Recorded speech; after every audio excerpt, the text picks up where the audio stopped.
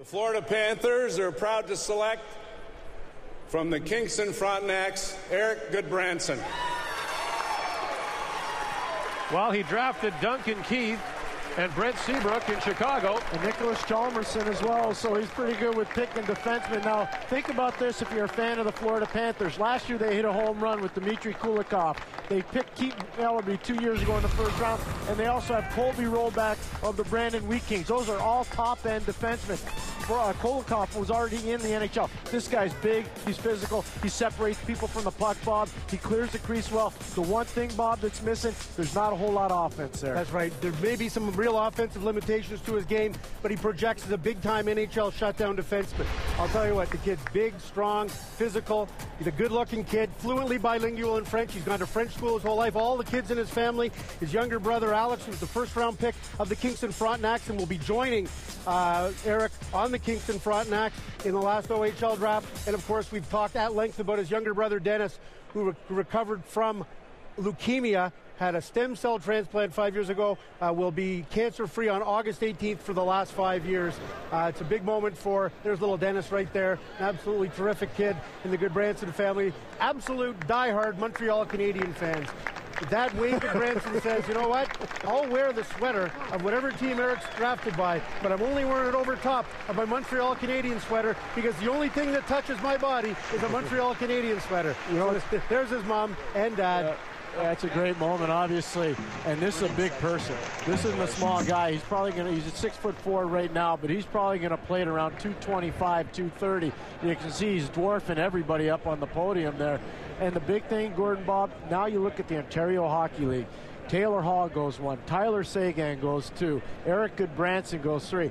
The Ontario Hockey League is pumping out tons and tons of early round picks. They are. And this was a tough year for him on the ice. He had a knee injury early in the season, saw him walking around the Oshawa Arena on crutches, sprained his knee, missed a few weeks there, and then he contracted mononucleosis, was not able to play in the Prospects game, and by the time that he did come back, he played 41 of 63 games, but he never really regained his strength and his conditioning and his lost weight after the bout with mononucleosis, which contributed to a subpar under-18 World Championship for him in April. Dale Talon is there along with Gudbranson and our James Duffy. All right, thank you very much, Gord. Well, I guess I can say it now. You told me quietly yesterday you hoped it was Florida, that you felt Florida was the best fit. Why and how exciting does that make this moment? I mean, I've done my research. I've looked into the team. They've got a great young team. They've got a great staff, great management led by Mr. Dale Talon. And, you know, I felt that this was the best place for my development, and I want to win a cup there one day. He's not kidding when he says he does his research. He's the OHL Scholastic Player of the Year. Your brother Alex was drafted by the Kingston Frontenacs, your junior team. So I'm going to ask you the question. You could play with him next year, but I'm going to guess that perhaps that's your second choice. No offense to your brother. Absolutely. Absolutely. My goal is to make the National Hockey League next year and have a good season for the Florida Panthers. 40 years ago, Dale Talon was selected second overall by Buffalo. Sorry to remind you that. Scouting's improved since then. Listen, this is the 6th straight year that you've picked a North American player in the first round. Does Eric just fit your prototype, your template?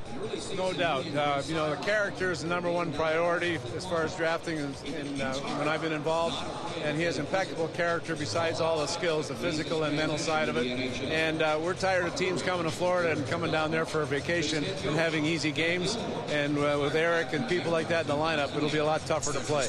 You built a champion in Chicago. Thank you. Largely through the draft. Yes. Florida has now missed the playoffs 9 straight years. What's your timetable for getting the Panthers back in? Well, very similar situation to Chicago. We're hopeful to do it quickly. You know, we're going to add some young players as well as some good veterans, solid veterans.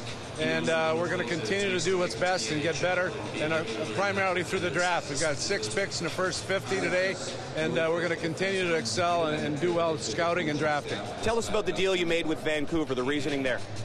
Well, we want to get younger, we want to get bigger, we want to have more depth, and we want to continue to get more picks and build through the draft as we did before, and that's the blueprint. You like Bernier and Grabner? Why?